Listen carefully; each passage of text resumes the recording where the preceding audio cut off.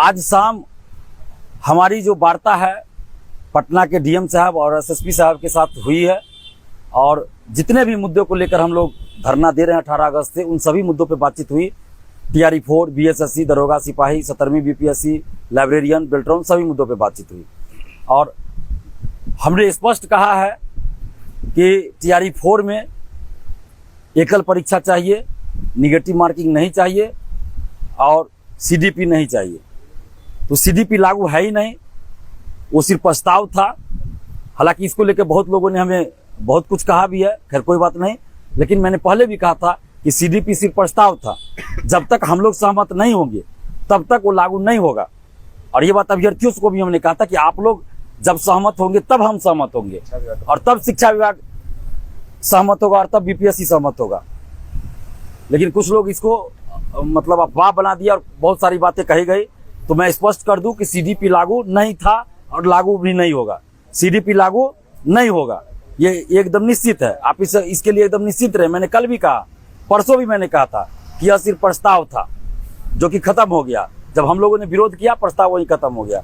तो अब बात रही एकल परीक्षा की और निगेटिव मार्किंग हटाने की। हमने स्पष्ट रूप से मांग रखा कि टीआरई 4 में एकल परीक्षा हो, निगेटिव मार्किंग हटाया जाए, सीटों की संख्या बढ़ाई जाए, उम्र सीमा में छूट दी जाए और 1 कैंडिडेट 1 रिजल्ट लागू हो, 1 कैंडिडेट 1 रिजल्ट लागू हो। ये सारी बातें हमने रखी टीआरई 4 के संबंध में। इसके अलावा बीएसएससी से संविदा वेटेज हटे, बीएसएससी का एग्जाम डेट घोषित हो, लाइब्रेरियन बहाली आए, दरोगा सिपाही बीएसएससी में पारदर्शिता लाई जाए, दरोगा 1799 और 17वीं बीपीएससी में गड़बड़ी जो हुई उसकी जांच कराई जाए, बेल्ट्रॉन का सेकंड लिस्ट जारी हो। सारे मुद्दे को हम लोगों ने रखा था और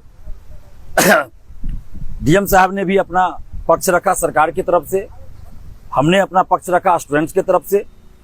तो काफी लंबी बातचीत चली, वार्ता चली और हमें विश्वास है कि हम लोगों को जो हम लोग चाह रहे हैं जरूर मिलेगा।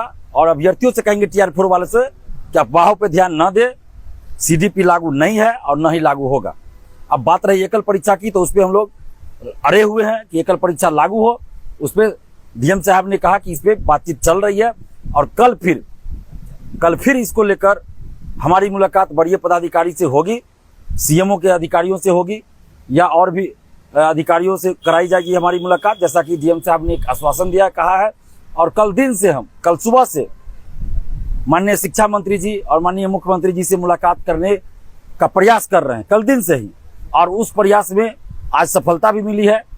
कल माननीय शिक्षा मंत्री जी से भी मुलाकात होने की संभावना है। मैं ऐसा इसलिए बोल रहा हूं कि अभी तक तो है कि मिल सकते हैं, हो सकता है कि कल कुछ ऐसा हो जाए कि मना कर दिया जाए, ऐसा भी हो सकता है। मान लीजिए कहीं बिजी हो जाए, कहीं कोई प्रोग्राम अचानक बन जाए, इसलिए मैं संभावना की बात